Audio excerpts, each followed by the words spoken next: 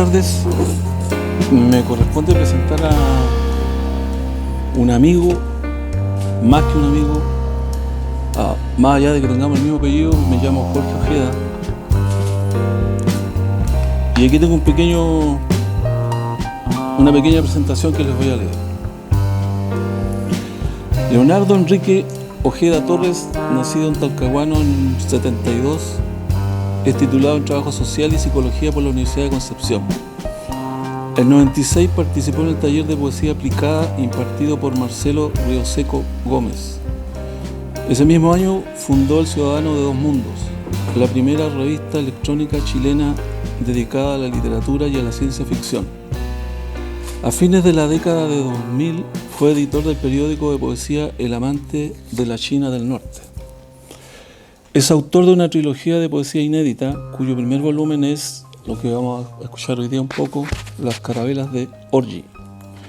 Es una obra enigmática que evoca misterio y nostalgia mediante un lenguaje simbólico. La narrativa explora la historia de una civilización olvidada y los dilemas existenciales de la humanidad, utilizando imágenes evocadoras como un carruaje y armaduras enterradas para simbolizar la búsqueda de sentido en un mundo sombrío. Los versos, enriquecidos con referencias a rituales y ceremonias, nos transportan a los escabrosos valles de Enteogenia, donde fragmentos de esta civilización perdida comienzan a revelarse.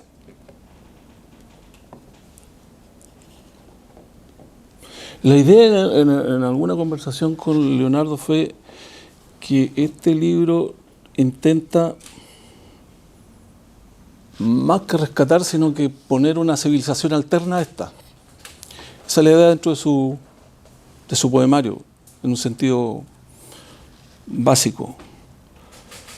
Este proyecto literario forma parte de una corriente conocida como exopoesía, desarrollada en Drusa. La exopoesía explora temas como las transmigraciones tecnológicas, el ocultismo y el misticismo más allá de la Tierra. Las Carabelas de Orgy es una obra ambiciosa que introduce al lector en un universo místico y oscuro, tejido con una rica simbología y un lenguaje poético que explora los límites de la existencia, la trascendencia y el misterio de la vida y la muerte. La obra se presenta como un texto de resonancias épicas y espirituales, en el que las Carabelas de Orgy surcan un cosmos lleno de enigmas y fuerzas cósmicas, guiadas por figuras casi mitológicas como cenobitas, clarividentes y autómatas. Es una propuesta literaria que trasciende las convenciones del género, adentrándose en una especie de mitología alternativa a la moderna. El lenguaje de la obra es profundamente evocador y en ocasiones desafiante, lo cual puede exigir del lector una atención especial. Invita a reflexionar sobre temas como la trascendencia de la carne, el misterio de la vida en el cosmos y la comunión entre el hombre y las fuerzas invisibles que rigen el universo. Es un texto que combina poesía, filosofía y una cosmogonía propia, rica en simbolismo y alusiones culturales, cuya estética recuerda a la literatura mística y a textos sagrados reinterpretados con una mirada contemporánea. La obra propone un viaje espiritual que resonará con los lectores interesados en la literatura simbólica y la exploración de temas metafísicos. Las Carabelas de Orgy tienen el potencial de convertirse en un referente dentro de la literatura de ciencia ficción mística, especialmente en el sur de Chile, donde la exopoesía ha ido ganando terreno en los últimos años. Un aspecto relevante de Drusa, el proyecto literario, es que incluye ilustraciones interiores concebidas por el autor y diseñadas por Fabián Rivas, así como las portadas de Jorge Valenzuela, lo tenemos aquí presente, como parte integral del libro, enriqueciendo su dimensión artística. Eso sería como presentación. Sácalo. Gracias. Gracias, Jorge, por la presentación. Bueno, y también gracias a Casa Literae y a la Universidad de Concepción por esta oportunidad yo diría, presentar una falla de lanzamiento, se podría decir, porque me gusta ser bastante interactivo en mis lecturas. o las pocas que he dado, porque en realidad no me acomoda mucho leer en público, principalmente porque siento que el acto de la lectura es algo muy más de silencios, más privado. Es como conversar con un amigo, una amiga, o con un familiar, o con la mamá o con el papá, de temas íntimos. Así lo veo yo. Y bueno, y también me parece muy bien que se estén haciendo encuentros de poesía en la Facultad de Medicina, que es una línea más científica dentro de la universidad, y no en la pinacoteca, ni quizás en la Facultad de Literatura. Eso también habla un poco de que el arte y se está alimentando distintas corrientes, así como la ciencia también, los grandes descubrimientos que se hacen a veces cuando se empiezan a mezclar cosas más que el físico radical, el físico que empieza a captar otras tendencias de otras corrientes, ¿ya? Eso, para partir, vamos a repartir unos libros. Algunos libros, no, porque el que tengo yo para que interactuemos. Estos son de regalo porque, como dice aquí, originalmente advertencia, falla de origen e ignición. En el fondo, esta es una edición pirata del libro y que está para ustedes de regalo. Y que tienen eso. Y acá a mis amigos también les tengo uno.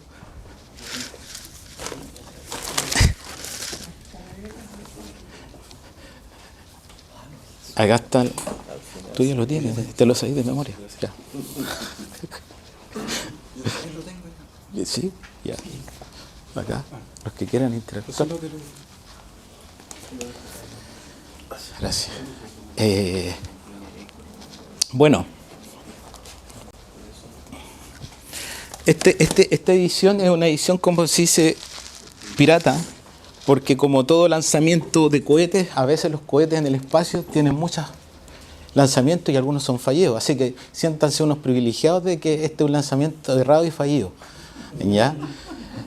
Cuando sea el lanzamiento oficial, que yo creo que va a ser para alguna editorial ya no tan informal, va a ser algo ahí que me imagino yo que lo vamos a estar comunicando en un tiempo más en las redes. Pero sí, vamos a ver un poco, acá estos tipos de dibujos, como habló Jorge, son parte del libro, y justamente los cenobitas son o monjes o robots, si ustedes quieren, o androides místicos, tienen toda una relación dentro del texto. Y por eso mismo vamos a invitarlos a que vayan a la... no, todavía no. Vamos a ir primero a la introducción del libro. ¿Quién es este autor? Si ustedes se fijan en el libro, dice L.K. de Bardo, selección, traducción y nota de Leonardo Ojeda, o sea, soy yo.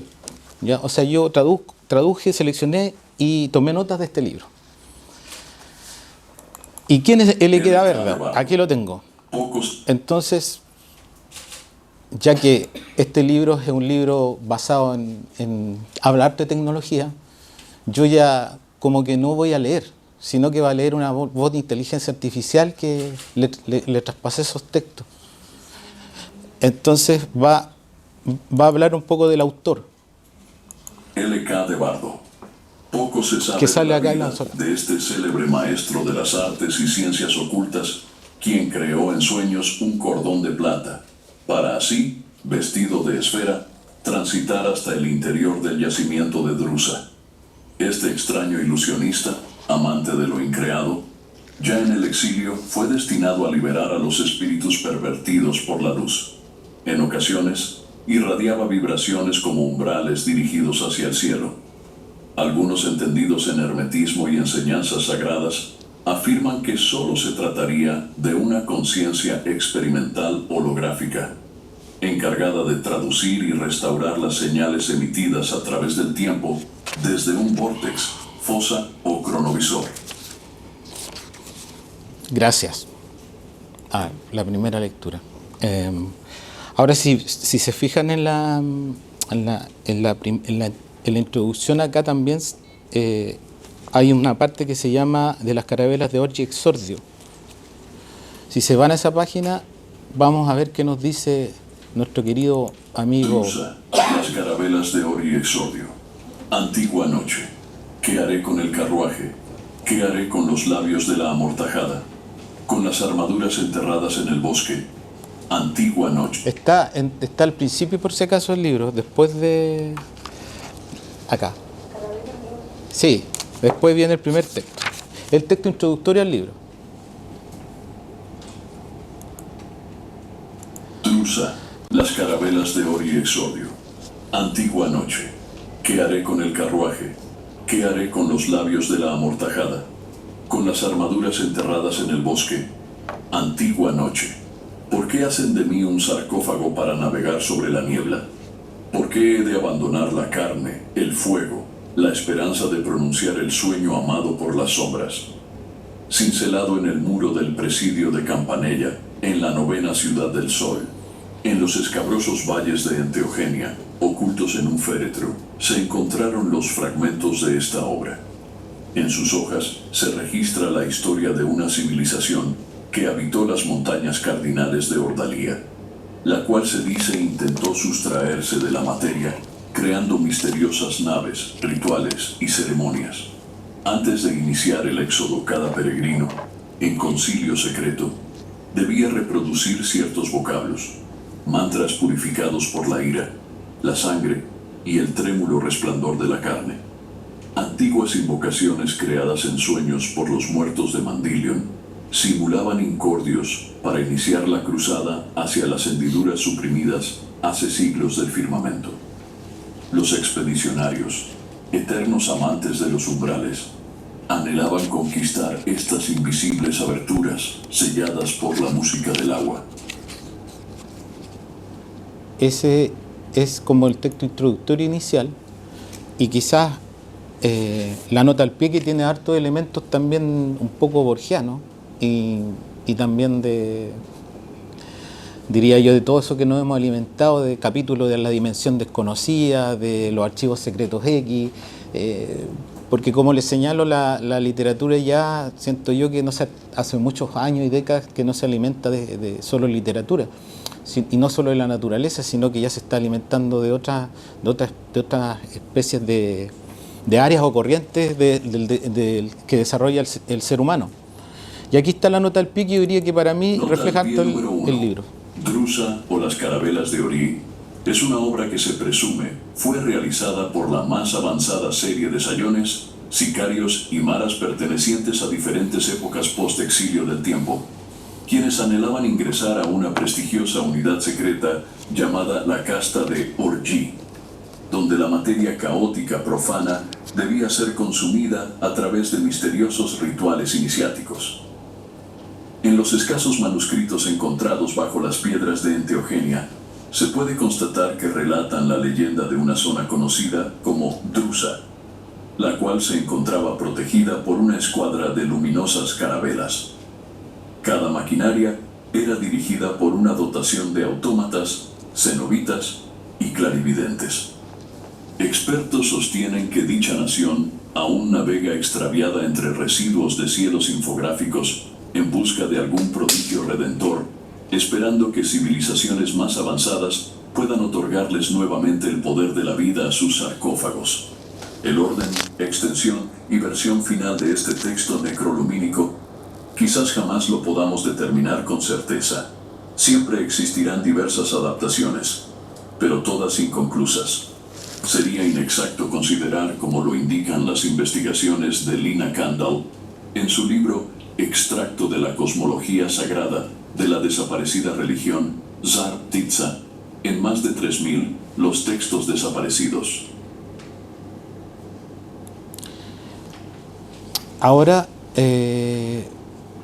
voy a mostrar otros pequeños textos, pero también explicar un poco el libro, que un poco traté de los diseños que me hizo el Fabián Rivas. Él en realidad se dejó guiar por lo que yo le decía, porque como cuando nos conversamos y nos reunimos con él, que él ha trabajado con otros escritores de acá de la zona, y también con bandas de rock en algunos videos. En general la intención mía, como yo no soy dibujante, es que él era como la extensión de mi sistema nervioso. Entonces finalmente él iba como, fue un trabajo bastante agradable porque era una persona bastante que se adapta un poco a lo que uno le va diciendo y capta muy rápido esa sensibilidad que uno le dice, con un par de imágenes y en general este es como una especie de viaje de iniciación utilizando tecnología. Cuando, como lo dijo muy bien Jorge, la idea de las carabelas de Orge es como una especie de civilización, posiblemente que pueda haber sido la humana o no, pero que a través del desarrollo tecnológico finalmente no se sabe si realmente esos seres son tecnológicos o no son tecnológicos, sino que también llegan a un nivel de desarrollo que esperan que haya una vida espiritual. Esa es como la temática del libro. Y el libro en general también, se me olvidó decir un detalle acá de la portada, que la portada, ¿por qué hablé de LK de Bardo? Porque la portada tiene una ouija china, en este caso que es una ouija, creo que es china o japonesa, no recuerdo bien, y la portada es eso. Entonces, a partir de cada capítulo se creó un mandala, una ouija mandálica. Entonces, si ustedes se van a ver, por eso que tiene mucho simbolismo el libro, si ustedes van a ver, hay una uñeta aquí que las hace vibrar. Entonces, cada capítulo hay un movimiento. Si ustedes ven el libro, en cada capítulo hay un movimiento. Capítulo 1 se mueve un poco. Entonces, como una vibración que se conecta con, si ustedes quieren llamarlo así, el más allá o otras dimensiones. Esa podría ser una lectura. Y acá también, también hablamos un poco de lo que era aparte de la ouija mandálica, lo que eran la especie de ruedas o mandalas. Y acá también hay una especie de, que creo que está un poco más abajo para que se entienda un poco los conceptos, que acá está la imagen de lo que es el ser humano representando el micro y el macrocosmos. ¿Cuál es el micro y el macrocosmos entonces? Porque se supone que en la época medieval la medicina se creía que estaba muy relacionada con la astrología, ¿ya? Entonces pasa que cada elemento del cuerpo se relaciona con una constelación, ¿cierto? Y de ahí surge la rueda de la vida de los animales, que es Aries, ¿cierto? Y Escorpión, etcétera, etcétera. Que en el fondo también es como como se supone que son los ciclos del Sol y la Tierra dentro de esto. Entonces con el Fabián estuvimos trabajando estas imágenes un poco más adaptadas a una visión un poco más, diría yo, actual, que es la que está al lado, y que sale por lo menos nos sale esta imagen la descartamos un poco para el libro, pero sí importante como una especie de, esta imagen es la que quedó. Ya, si se fijan, están todos los animales del zodíaco, que es la rueda de la vida. Y cada uno de esos textos, en realidad, cada capítulo se relaciona un poco con esta idea de conectarse con lo trascendente, conectarse con lo micro, con el macrocosmos. Vamos a ver qué nos dice nuestra querida amigo, que no le puse nombre, no alcancé, creo que se llama Aldo, parece. Que te dan una serie la inteligencia artificial te da una serie de voces ahí, puedes elegir de mujer, de hombre, puedes meter tu propia voz y ahí adecuarla. Me recordó un poco esta película El hombre del jardín, que finalmente basada no me acuerdo el autor, el hombre del jardín, el que finalmente termina metiéndose ¿ah? Es de ciencia ficción, donde es un jardinero, ¿se acuerdan o no? Sí. Y que finalmente se mete, logra desarrollar una capacidad de inteligencia tal con la tecnología, que es un científico que lo utiliza como experimento, una especie entre comillas de Frankenstein actual, y que finalmente este hombre del jardín, que era el que cortaba pasto y tenía ciertas limitaciones intelectuales, empieza a agarrar una capacidad de poder que finalmente termina apoderándose de la red de internet para vivir un poco. Eso es como que se mete en el sistema y ahí logra vivir. Juega también con esos elementos las carabelas de Orgy. Y vamos a ver el libro, un texto que creo que lo tenía acá para que lo vean, es de la página 21, audio 3, audio 4. La nación asciende sobre las estrellas. Levántate, Saló. Esta noche terminaremos la nave, la ceremonia para los muertos. Extrañaremos el mar, las enseñanzas, el eco del rebaño. En los salares, el reflejo de aquellas dunas sustraerá la música, el aura de nuestros cuerpos. Recuerda allí, Saló, la república crecerá, se elevará, encenderá las velas de sus grandes navíos. Ese es uno de los textos.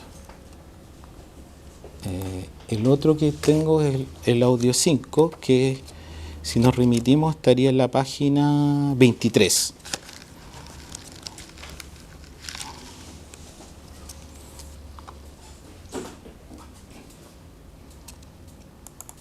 La partición del firmamento. El universo es un fantasma con deseos de materializarse. Ahí está todo. Trampa aún desconocida. 11-11-11. Mata Company Limitada. Esta noche arrojo mis ojos y labios. Arranco el mástil de la carabela.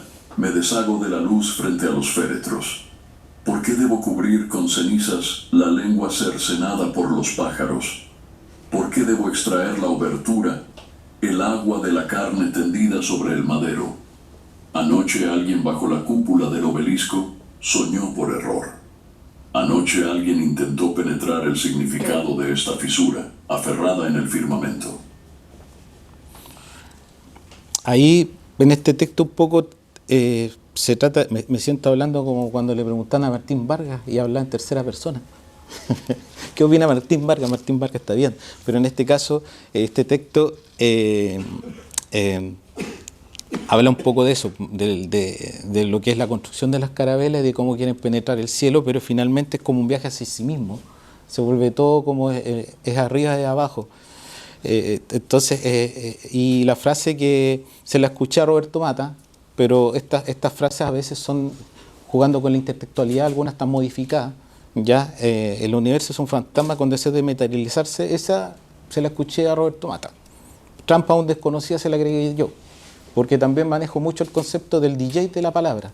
¿Qué es el concepto de DJ de la palabra? Si ustedes escuchan música,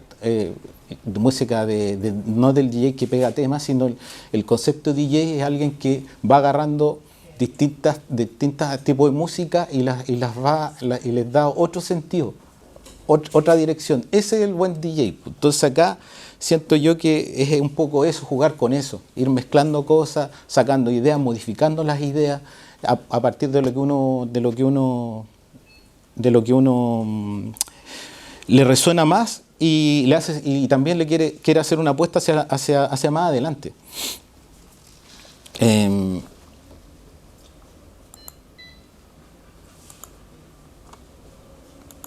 Acá también hay otro que es el código de la Constitución secreta, que es creo que es el audio página 6.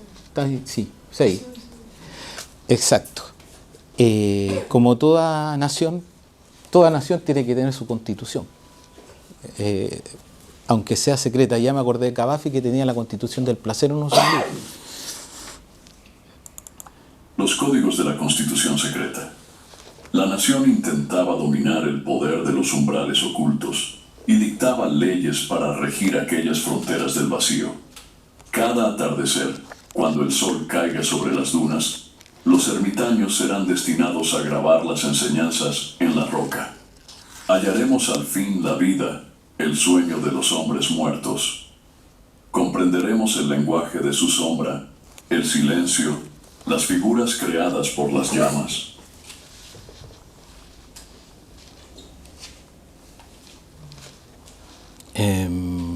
Veamos si El otro texto también que rescaté, no voy a alcanzar a leer todos, creo yo, en virtud de la hora, no sé cuánto. ¿Sí? ¿Estamos bien? Ya. Es el texto Las hojas de Enteogenia, que el 7. Las hojas enteogénicas. Enteogénicas. A veces, cuando el hastío nos agobiaba, construíamos origamis frente a las ruinas del astillero. Limpiábamos nuestra piel con amapolas y hojas de cactus. Después de clavar a tanto falso profeta, era la única forma de soportar la travesía. El cielo, salvaje y misterioso, se encontraba en estado de vigilia, mientras continuábamos inhalando el humo de las flores, alterando la energía, respirando el sudor de los grandes maestros ascendidos de Tyrell. Ese texto termina con una referencia a Blade Runner, Tyrell Company, por si acaso. Entonces también, como se ven, hay ciertas referencias mínimas a algunas creaciones cinematográficas o también literarias que a mí me han llamado la atención. Y la he querido plasmar de una otra manera en estos pequeños textos.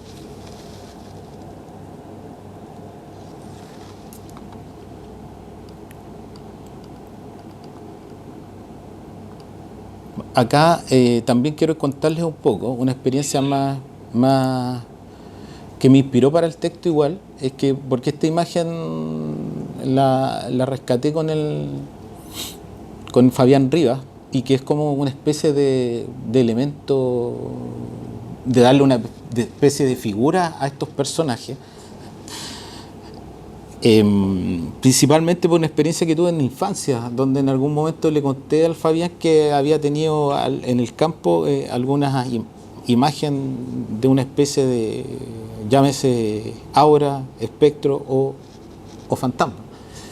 Y esa experiencia en realidad me llamó la atención porque era de noche en el bosque y como niño de 9 o 10 años, lo vimos como a las 11 de la noche con mi hermano mayor igual fue el que me hizo decir que sí estaba ahí presente. Y siempre se me quedó grabado, ¿ya? Y en algún otro momento le di una figura, la traté de materializar junto al Fabián y dejarla plasmada también dentro del libro. Porque siento yo que de una u otra manera en todo momento nos estamos conectando con distintas dimensiones y estados de conciencia. Entonces, en algún momento uno ve cosas que el sistema perceptivo de uno tiene una capacidad nomás de ver. No puede escuchar todos los sonidos, no puede ver todo lo que puede percibir. El sistema nervioso es un gran organizador de experiencias. Entonces, esta experiencia para mí siempre fue como algo llamativo que me hizo incluso pedirle a mi papá que me comprara un primer libro de ovnis que leía ahí, porque pensé que podían ser extraterrestres incluso en su momento, pero todo dentro de la imaginación del niño. Yo igual soy escéptico de lo extraterrestre, lo utilizo más como una especie de inspiración quizá a veces literaria en uno de estos casos, ¿ya? Y acá está otras formas de dibujos que plasmó Fabián, que si se fijan también se van como momificando ahí o atrapados en algunas telas, porque también el libro es una especie de gran ritual fúnebre. Eso también tiene harto de ritual fúnebre entendido como transformación, resurrección, transformación constante de la materia y de la carne y evolutivamente hablando.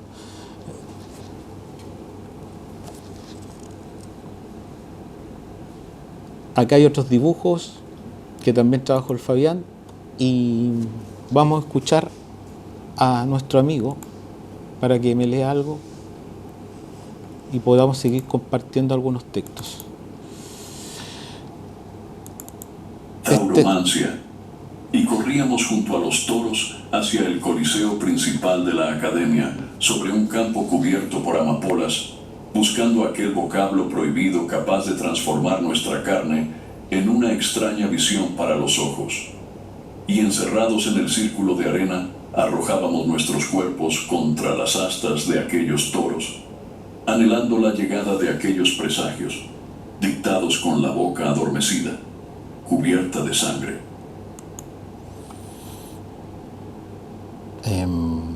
Voy a terminar con dos textos más y con una imagen que en realidad fue más, se inspiró bastante el poema en relación a esta imagen que creo que está por aquí, esta misma.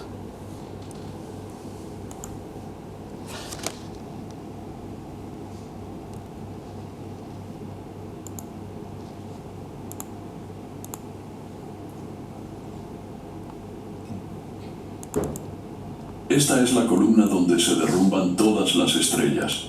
Un inmenso faro se construyó sobre los Andes. Un inmenso faro cuya sombra cubrió al mundo. La ira se alzó en la cordillera. Sus llamas iluminaron la estrella devorada por los muertos. Vibrando, ardiendo ante el silencio, el faro se desvaneció.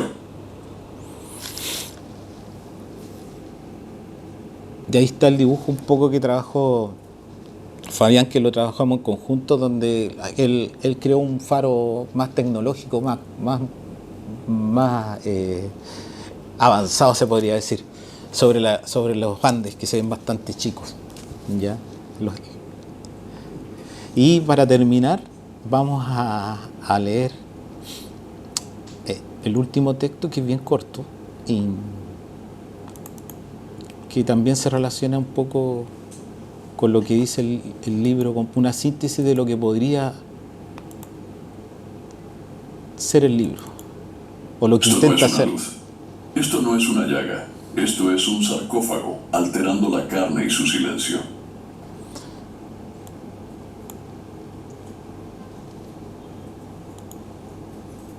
Y finalmente vamos a hacer un comentario con respecto a este dibujo, que es un escarabajo. El escarabajo, en general, para las ciencias herméticas, tiene un significado también de protección. Incluso los egipcios lo tienen como de protección y también de transformación. Como que nunca muere. Y acá, si se fijan en las alas, tratamos de hacer una especie de... Como que este abecedario que sale acá se transformó en larvas en las alas de este escarabajo. Y lo interesante de todo esto es que yo, cuando pensé en el escarabajo, fue una charla de Jaime Galtés, este abogado que era medium de personajes como Miguel Serrano o también Salvador Allende, y también Enrique Silva Sima. Si revisan su biografía ahí, Enrique Silva Sima también habla de él, que era un abogado que era medium y que tenía la capacidad de contactarse con dos doctores. Y esos dos doctores se supone que dan recetas y dan diagnósticos médicos a los enfermos. Cada uno de estos que cité hablan de que ellos sí recurrieron a él y que sí sus diagnósticos, por lo menos, y sus recetas fueron aceptados, ¿ya? Lo interesante es que tiene un libro que se llama El Escarabajo Sagrado, que no lo sabía. Eso lo supe hace como dos semanas. ¿Ah? ¿Galtés? Sí. Sí, del medium, de un medium que él lo llamaba Love, L-O-W-E, que era otro doctor. Y cuando lo vi en la charla, dije, oye, se parece al escarabajo, justo el escarabajo que yo puse en la etapa final del libro, porque no está al principio, sino al final, como un símbolo también de que esto sigue. Y eso fue como un dato bien llamativo y que también un poco habla del libro. Perfectamente Jaime Galtés podría estar aquí siendo un personaje de las carabelas. Así que esa sería mi presentación. Muchas gracias por la paciencia y por el tiempo. Sé que han sido una jornada extensa. Pregunta. ¿Puedo preguntar? Pregúntenos, porque él está grabando. Aquí estamos como... Ya. Te quiero hacer dos preguntas. La primera, tu libro es un palimpsesto, es un hipertexto, está lleno de link. Por dar solo un mínimo ejemplo, citas Blade Runner. Blade Runner es una película que la primera, la original, dura 2 horas 10 minutos. Ya existe la segunda versión, que es Blade Runner 2049. sino que dura como 3 horas. Entonces ya una persona que quiere entrar a tu libro necesita esas 6 horas. Si sigo haciendo link para interpretar todo el conjunto de hipertextos, ¿cuánto tiempo requiero? ¿Tienes calculado cuánto tiempo requiere una persona en interpretar toda la trama de simbologías? Esa es una pregunta. Y te la vinculo con otra y tú seguramente la vas a englobar en la respuesta. Yo tengo la sensación de que tu libro es un guión rudimentario y que solamente se podría plasmar el contenido en una secuencia. Por ejemplo, tú relatas la imagen, pero el texto tiene movimiento, el texto describe movimiento porque es un guión, pero la imagen es estática. Entonces, te pregunto, ¿tu libro es solamente un borrador de algo que debe plasmarse en un soporte multimedia, visual? Mira, yo creo que primero la primera pregunta con respecto a la referencia, yo creo que no sé cuánto podría ser el lector que estuviera ahí, no sé si va a haber algún ñoño o ñoña que se dedicara a todo eso, ¿ya? No fue el objetivo del libro tampoco, que cada uno indague todo lo que hay aquí, sino que también es un basamiento de uno, de ir jugando, como hablaba con Jorge Ojeda, en algunos momentos cuando arrendamos juntos conversábamos harto, entonces de esto, de lo que iba creando, de los borradores, y de repente yo le dije, ¿sabes qué? Llegué a la conclusión que este libro me lleva a ese estado de niño cuando jugaba con mis soldados. Y estaba jugando ahí horas y nadie me focalizaba en eso y era imposible que alguien me sacara de ahí. Y como que esas guerras eran como prácticamente para un niño, todo juego es casi real, es como se lo toma muy en serio. Entonces yo creo que acá fue la misma sensación del niño que yo cuando pequeño jugaba en un rincón de la casa con los soldados y de espalda y en un rincón para que nadie me molestara. Era como no jugaba ahí abierto en el paso, sino que en un rincón mirando las paredes y armando los juegos. Era esa sensación cuando escribía en el ordenador y en papel. Y con respecto a lo otro, el tema tecnológico que hay detrás, o sea, si se puede llevar a otro, o sea, yo creo que también ayer cuando Jorge me estaba leyendo la presentación un poco que iba a hacer, si estaba de acuerdo o no, también hablamos de eso, le dije, oye, menos mal que el libro no ha salido todavía, le dije yo, y no, por distintos motivos han habido plataformas de lanzamiento erradas, como el Challenger o como el Apolo, y lo cual me parece bien, porque quizás hasta hace 3 años atrás no podría traspasar estas voces a una IA. De existían esas posibilidades, pero ahora están mucho más accesibles a las personas comunes y corrientes. Entonces yo siento que las herramientas tecnológicas actualmente son súper útiles para, yo diría, para tratar de expresar de la mejor manera lo que uno quiere. A lo que le deja conforme a uno, quizá a otro no le va a dar lo mismo, porque yo quiero leer y está bien que lo haga. En algún momento, recuerdo que hace muchos años atrás, cuando hubo una lectura de Nicanor Parra en la Facultad de Lenguas de la Universidad de Concepción, él llegó y puso un video de sí mismo, del ¿para qué voy a leer yo? Se sentó y puso un VHS. Y toda la gente la miró ahí, por los que pudieron estar ahí, y creo que también lo hizo en Santiago. Claro, ahora yo creo que eso es como también como los dibujos de Escher, que está dentro como un círculo. Yo creo que acá con la inteligencia artificial te permite también eso, ver, como dice la misma película de Blade Runner, más humano que los humanos. Parece que leen a veces mejor que nosotros, en ciertos aspectos. Quizás lo salvaje también es interesante, la voz temblosa, el equivocarte en un silencio, también es interesante, le da un sentido más punk a la lectura. Quizás eso va a pasar en el futuro, que finalmente en las lecturas con gente de carne y hueso, como las que han habido aquí, van a ser algo súper artesanal y más salvaje.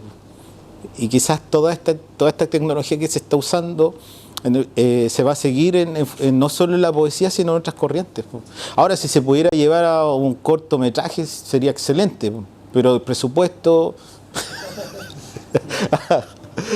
presupuesto ahí y tratar de hacer algo corto. Ahora con la IA también se puede hacer, pero no quedan tan buenos, parece, porque he jugado con algunos videos de gatos y no quedan tan bien. Y uno tampoco es un cineasta como para saber tanta tecnología. Así que eso más que nada. Sí. ¿Usted usa la inteligencia artificial también para la corrección de estilo y la corrección de sus textos? Este libro fue corregido con Word nomás, ¿ya? Con el Excel Word y con los amigos que ayudan más que el Word. Los amigos que saben de poesía saben, corrigen más que el Word, porque el Word, la poesía, a diferencia que le escuché que a usted le interesaba la narrativa, era más narradora, parece, ese es su estilo. La poesía tiene algo súper interesante que es como en la punta de lanza de la experimentación. Entonces, donde es como es la bala, el cohete, la locomotora que avanza y que avanza a veces a lugares desconocidos y extraños para los otros, pero después la narrativa y otras corrientes literarias y artísticas agarran mucho de eso. Porque entonces creo yo que la corrección, volviendo al tema de la corrección, esta corrección en realidad se hizo simplemente con Word, con los amigos, con uno. Después, cuando llegué al mundo de los chats y cosas, GPT y todo eso, que creo que fue hace un par de meses, porque me vi como corto de tiempo, tenía que presentar un trabajo, una exposición y los dos colegas que trabajan conmigo se bajaron y me dijeron, tú tienes que hacer solo. Entonces dije, ¿qué hago? Recurrí a la inteligencia artificial y tuve muy buenos resultados para esa emergencia. Y después de ahí empecé a introducir no estos textos, otros. Pero sí hay que tener mucho cuidado porque siento que puede perder puede ser un arma de doble filo, siento yo, porque de una u otra manera creo yo que si tú le entregas mucho a la inteligencia artificial, quizás se está manifestando tu ego, más que tu ego que salga rápido. Entonces lo veo igual como alguien que tiene que escalar una montaña, el alpinista, el poeta, el narrador, el que escribe y se dedica, creo que es como escalar la montaña, pero haciendo el esfuerzo de escalarla por sí solo y no llegar en helicóptero. Siento que la inteligencia artificial puede pasar eso, que te llegues muy rápido a la cima del Everest y después no sabéis cómo bajar, no sabéis cómo explicar cómo lo hiciste. Entonces todo ese tema para mí igual es útil, pero útil como un asesor, un Pepe Grillo o algo así, pero no una muleta. Sí, porque puede ser que el proceso cuando general de cualquier escritor, con todo su esfuerzo, con toda esa, hay días que puedes escribir, hay días que estás bloqueado, hay días que estás muy inspirado, todo eso de alguna manera queda plasmado en tu trabajo, le da un cierto espíritu, una cierta fuerza a tu texto. Digamos, si lo haces netamente en inteligencia, en entregar y la pega, creo que se pierde esa fuerza. Yo creo que se pierde la identidad de uno, porque bueno, igual hay un ego de uno, pero igual la identidad de uno de los que experimenta. Yo ya hace un par de meses atrás leí que ya habían puesto a escribir a un par de no sé si llamarlos robots, pero ya inteligencia artificial, novelas y libros, y era una cantidad enorme la que podían hacer. Ahora, si eso creo yo que va a ser un gran debate en el futuro cuando se le entregue un premio de literatura a una inteligencia artificial, porque ya hubo una polémica donde 3 escritores, ¿cierto?, escribieron un libro y después cuando le dieron el premio reconocieron que habían sido 3 los que lo escribieron. Ya esa es una polémica, ¿dónde está el autor? Pero el otro paso va a ser, ¿saben que le dimos un premio y Gallo va a decir, ¿sabes que no lo hice yo? Lo hice este programa. Entonces va a generar también, yo creo que es otra fase. No, ¿sí? En tu caso, porque este libro, yo desde que te conozco estoy escribiendo este libro, hace como 10 años. Es verdad. Hace como 10 años está escribiendo. No, pero sí. Y recién 2024 salía. Sí. Mira, para no perder la identidad de uno, tú me harías el gran favor de leer tú uno de los poemas que más te gusten, porque no has leído, o sea, todo lo has dejado ahí, pero me gustaría escuchar tu voz leyendo uno de los... Volver a las raíces del salvajismo. Correcto. A la oralidad, Exacto. a la tribu, al bosque. ¿Ah? En realidad no es que no me guste leer. Yo creo que es más que nada que todo esto lo veo como un juego igual para mí. Entonces, como un juego, si puedo utilizar una inteligencia artificial, lo voy a utilizar. Claro, como dijo Leonidas, si puedo grabar, si tuviera la posibilidad de hacer algo audiovisual, lo haría. Si pudiera instalar acá una banda de rock, lo haría también con performance y todo, porque siento que algo es una parte de la creación. Te fijas, es una parte de la creación lo que está aquí, pero como uno lo expresa, siento yo que hay muchas formas de expresarlo, y creo que la lectura de un texto es como, lo siento como muy rudimentario y a veces con cierta solemnidad que me molesta. Es como una solemnidad, así el sacerdote de la tribu, y que todos tienen que estar callados y escuchando. Es un tema mío, ya. Quizás a otros les gusta eso y está bien y es legítimo. Voy a ver que sí, hay uno que parece que no. ¿Ah?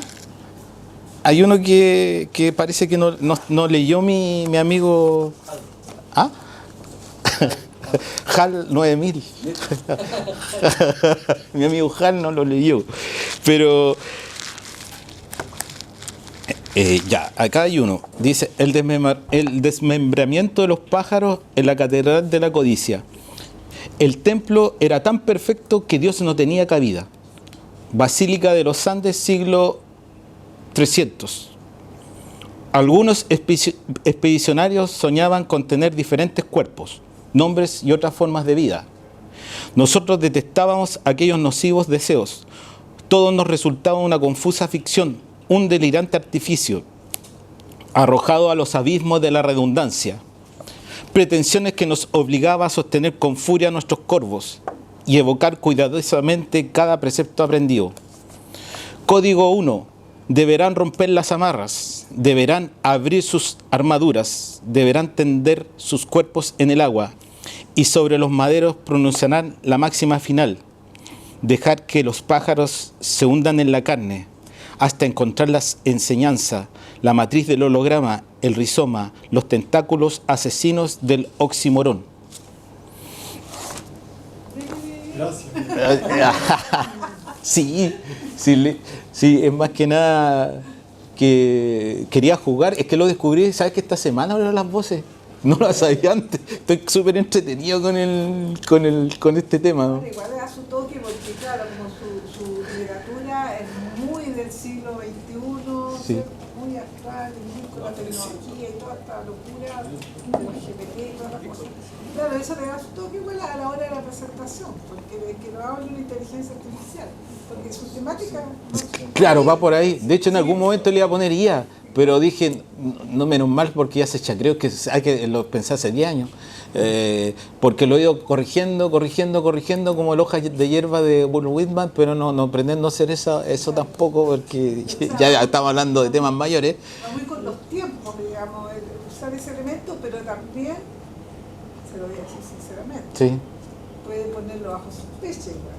Claro. Su trabajo. Entonces tiene su doble lectura y si uno fuera... Es que está bien, yo diría que no, porque este fue escrito el 2021 igual, y todo esto no estaba tan desarrollado, no si está inscrito. Pero que es interesante el formato de la presentación, lo vuelve distinto. Claro, es que yo creo que ahí el tema es si uno usa Word, está actualizando un sistema de que te está corrigiendo. ¿Te fijas? Entonces yo creo que el concepto de separar la tecnología, bueno, antes se grababan en piedra lo que se escribía casi. Entonces, claro, ya eso era tecnología. Ahora, ¿hasta qué punto actualmente siento yo que hay tanta intertextualidad que es muy difícil decir, no, yo inventé esto? Pero en mi caso, claro, yo todo lo que he leído me evoca algo, y todo lo que yo escuché aquí también me evoca otras cosas. No digo que haya plagio, disculpe, no es la palabra plagio, pero sí hay influencias, diría yo. Alguien es como en la música rock, alguien que pueda decir que alguien creó algo nuevo dentro de la música es súper difícil, siempre se hablan influencias. De hecho, se habla que los buenos artistas no son los que copian, sino que los que roban, y no se nota ese robo. Esos son los verdaderos artistas, los mejores. Todos tienen esa mirada. De hecho, volviendo, me hizo recordar de Raúl Zurita, que en algún momento tuvo que reconocer que le había robado algunas ideas a Bob Dylan y su libro. Reconoció que algunas ideas eran suyas. Era de Bob Dylan y tuvo que reconocer de su libro Tarántula, y por otro lado también mismo Pablo Neruda en algún momento también tuvo que reconocer que le había copiado a Cali Gilgrán en algún texto ahí. Tagore, justamente, a Tagore, y en mi caso, cualquier plagio no está, porque están todas las citas. O sea, está la cita, está el nombre, está la persona, y en otros que yo he creado también, ahí ya son invenciones mías, que esos sí son míos. Pero trato de ser muy cuidadoso, porque como tengo formación científica igual, me gusta mucho el APA. Entonces no me gusta decir yo creé esto, sino que yo me basé en esto. ¿Ah? ¿Sí? Claro.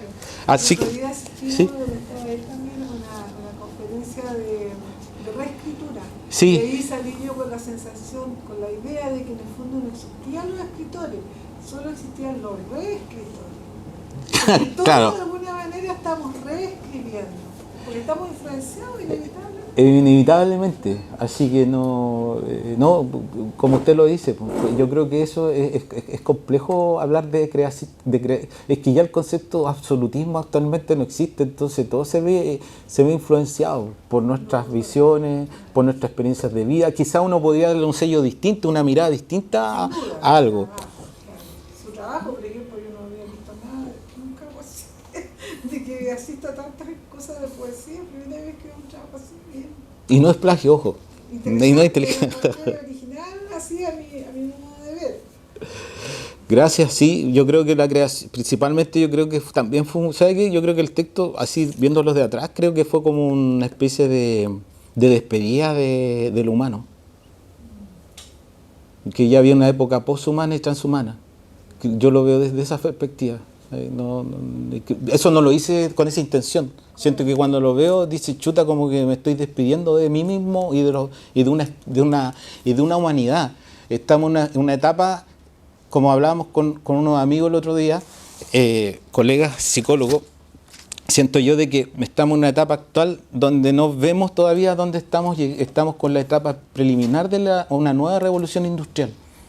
Y nosotros todavía estamos hablando de, claro, esta inteligencia artificial, ChatGPT, pero eso son como que estuviéramos carreta de caballo afuera, o locomotoras a vapor.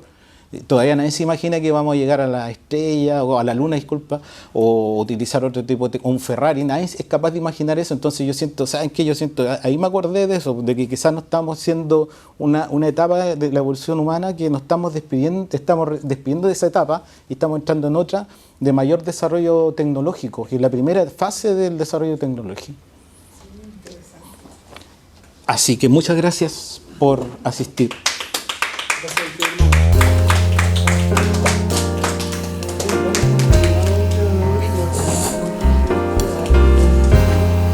Ay, yo,